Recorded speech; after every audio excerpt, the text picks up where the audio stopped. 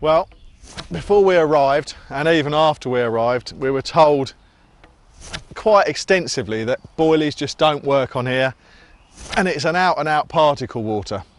Don't bring any boilies bigger than 10 millimeters, bring little bits of particle and so on and so forth. Now, fishing like that is all well and good, but my style and my strength is more boilie fishing, and I think it's important wherever you go to try and fish to your strengths. That's really important. Do what you're confident in. Now, I have put a couple of rods out on particle because sometimes the local knowledge and advice, it would be unwise to ignore it, but I couldn't resist putting in these boilies.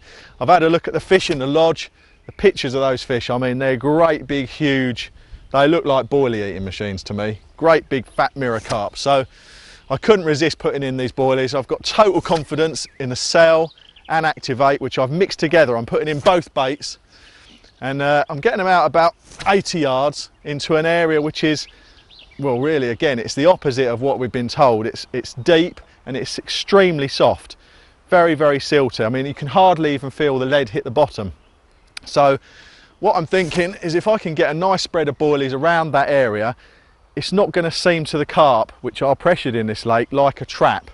It's not a small clearing in a weed, it's not a clean hard patch of gravel.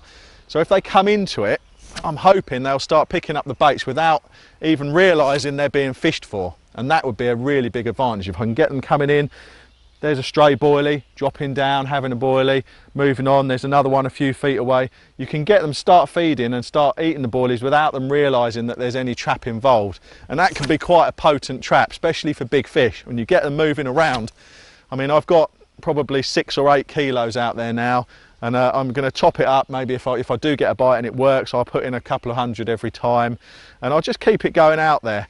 But I think it's important to get that spread over a wide area so it does not look like a fishing situation.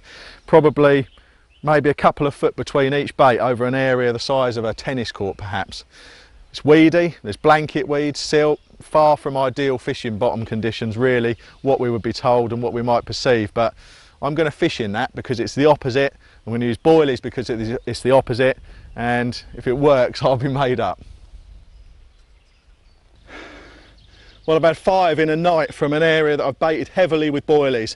Fishing out in open water, in the silt, no gravel, really flying in the face of what's been working on the lake, and it's given me a major buzz to come here and so far have done it my way. I don't know what the rest of the trip's going to stand, but it's a great start, really pleased with that.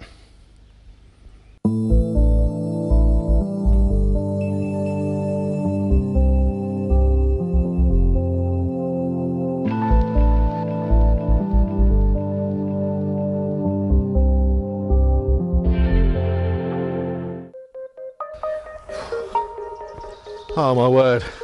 Well, as you can see, it's really kicked off. Total carnage in the swim.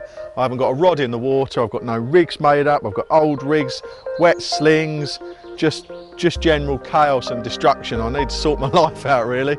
But boy, has it been worth it. I've had the best night's fishing I've had in a very long time. 7 fish I've caught now, and a couple of big uns, and they've all been fantastic fish. They fought really well, and it's been a real buzz. Best thing about it, all on the boilie. So the gamble has paid off, and that's only really the first night. So hopefully I can make it continue to roll a bit more. The fish are still out there. There's one just showed over the bait. I'm surprised there's any left actually, so I'm going to keep that going in.